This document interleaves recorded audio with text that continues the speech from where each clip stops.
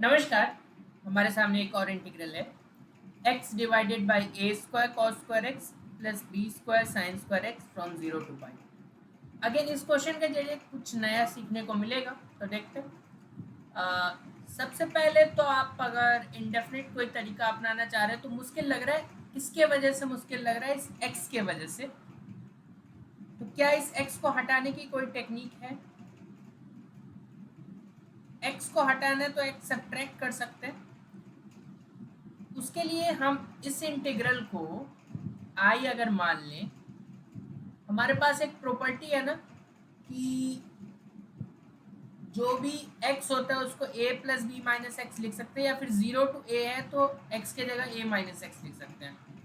तो इस इंटीग्रल को उस प्रॉपर्टी की मदद से अगर लिखे तो 0 से लेके पाई और x के जगह पे हम पाई माइनस एक्स लिख सकते हैं, और यहाँ पे हो जाएगा a square cos square pi minus x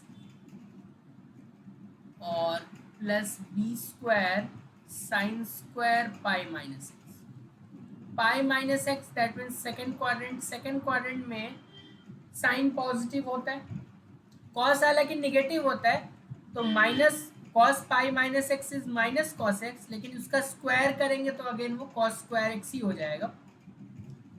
तो हमें क्या मिलेगा? हमें मिलेगा आई इक्वल्स टू 0 से लेके पाई, ऊपर पाई माइनस एक्स और नीचे A square cos square x plus B square sine square x.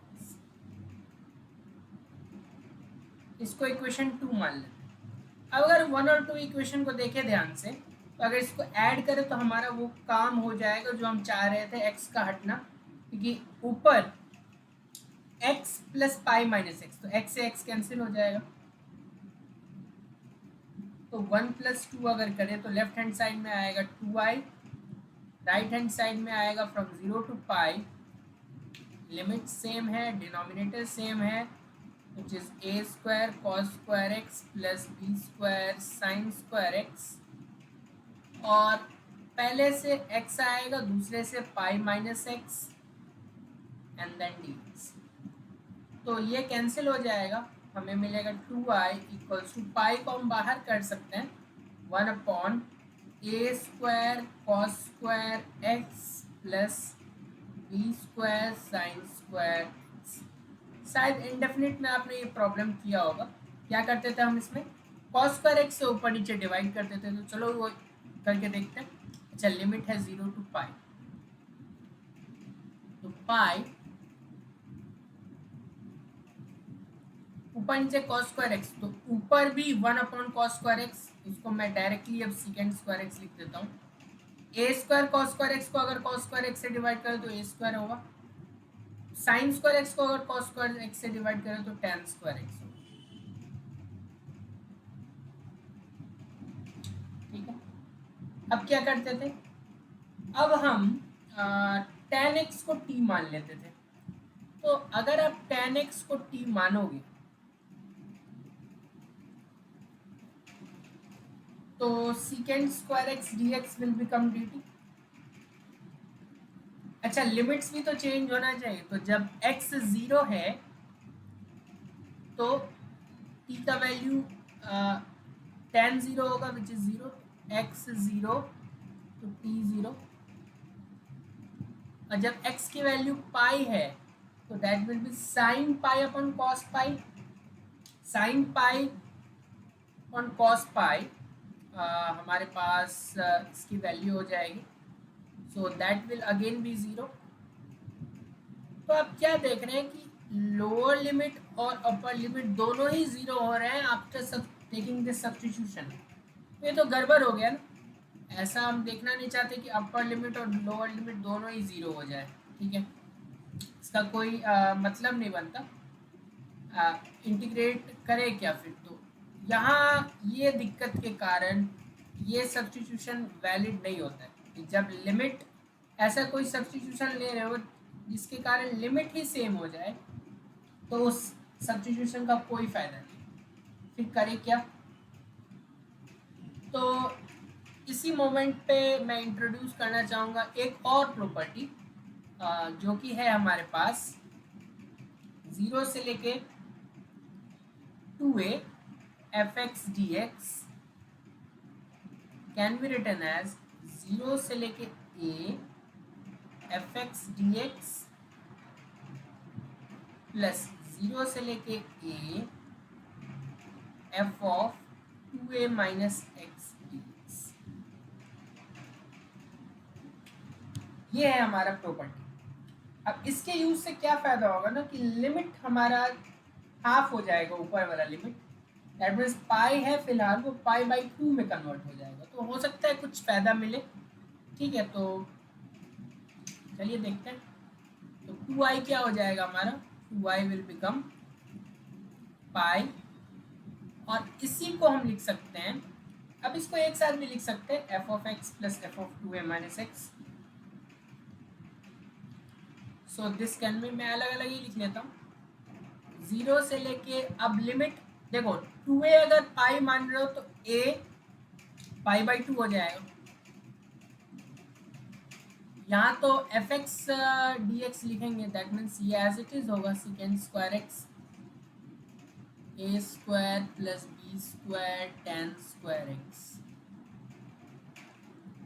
और within same limit 0 to pi by 2 f of 2a minus x that means secant square। अब देखो 2a का value हमने क्या लेके चले अब हम लोग पाई ना, क्योंकि जो ओरिजिनल लिमिट होता है प्रॉपर्टी लगाने से पहले वही 2a की वैल्यू, तो 2a की वैल्यू पाई है, secant square pi minus x divided by a square plus B square tan square pi minus x.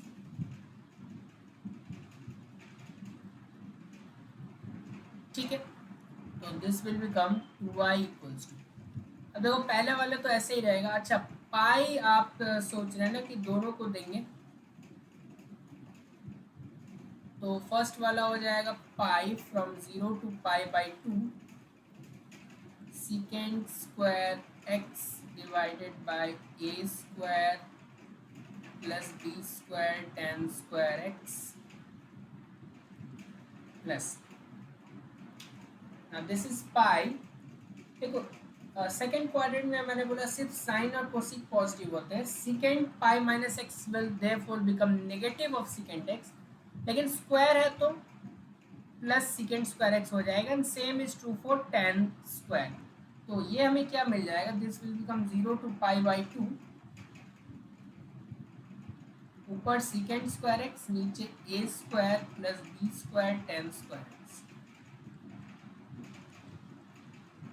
अब क्या देखो ये सेम ही इंटीग्रल तो है, तो हम इसको 2 टाइम्स तो लिख ही सकते हैं ना, तो 2 पाई आगे इधर और 0 से लेके pi by 2 secant square x divided by a square plus B square tan square x. 2 से 2 फर्दर कैंसिल भी कर सकते हैं। क्या वही सब्स्टिट्यूशन दोबारा लगा के देखें कि अगर हम tan x को t मानने जाएं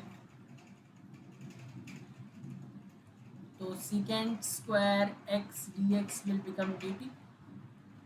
अच्छा जब x की वैल्यू 0 है तो tan 0 इज 0, और जब x की वैल्यू पाई बाई 2 है तो tan पाई बाई 2 कितना होता है, sine pi by 2 by cos pi by 2 that means 1 by 0, not defined या इन्फिनिटी बोल सकते हैं। ठीक है, तो लिमिट 0 से इन्फिनिटी है ना कि 0 से 0, I will become pi times limit goes from 0 to infinity now secant square x dx तो dt बन गया, नीचे a square plus b square t square. चलिए ये तो आपने काफ़ी बार सॉल्व किया होगा। क्या कर सकते हैं हम लोग अब इसमें b स्क्वायर कॉमन ले सकते हैं। ठीक है, तो b स्क्वायर जब आप कॉमन लोगे तो बाहर कर लेते हैं उसको, और ये हो जाएगा 0 से लेके इन्फिनिटी डी टी बाई, जैसे ही बी स्क्वायर आपने कॉमन लिया होगा ए स्क्वायर के नीचे बी स्क्वायर आ जाएगा प्लस टी स्क्वायर।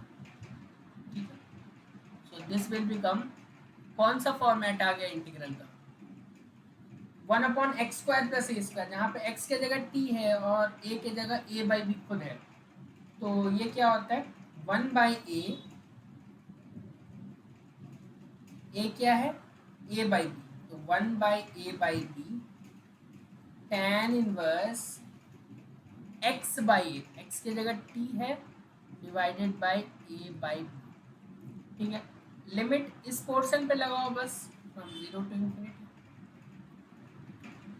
अच्छा, तो ये क्या हो गया, ये हो गया i = π/, अच्छा ये b/a हो जाएगा ना, ठीक है, हाँ ये हो जाएगा b/a, क्लियर है, 1/a ना, तो 1/a/b, तो दिस विल बिकम πb/a, और फर्दर हमारे पास इधर हो जाएगा, जब अपर लिमिट पुट करोगे आप, तो अपर लिमिट पुट करना मतलब tan इनवर्स इन्फिनिटी, तो दैट वुड बिकम, कुछ मिस कर रहा हूँ क्या मैं, अच्छा मैंने π/b² था ना, क्लियर है, तो एक भी आप कैंसिल भी करें तो π/a भी बचेगा। जब इसमें अपर लिमिट इन्फिनिटी पुट करो, tan इनवर्स इन्फिनिटी, इन्फिनिटी कब होता था tan में, जब हमारे पास cos 90 आता था, क्योंकि डिनोमिनेटर 0 होता था, दिस विल बिकम π/2, और tan inverse 0 will become 0, so we can write, ठीक है, तो I would become π/ab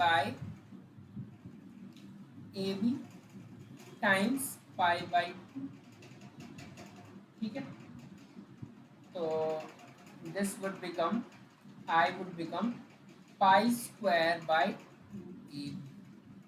clear है।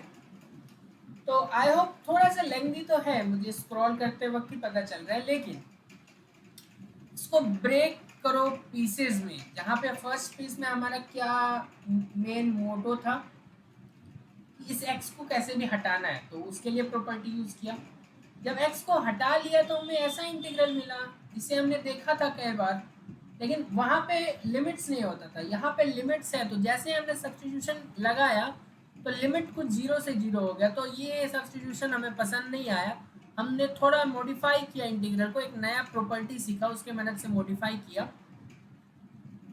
तो उस प्रॉपर्टी के यूज से ये 2 टाइम्स बन गया, क्योंकि दोनों सेम ही इंटीग्रल बन गया एट द एंड, 2 कैंसिल हो गया।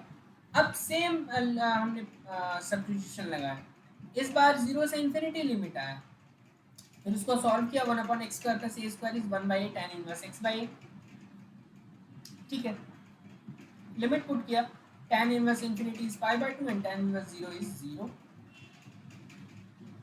ठीक है,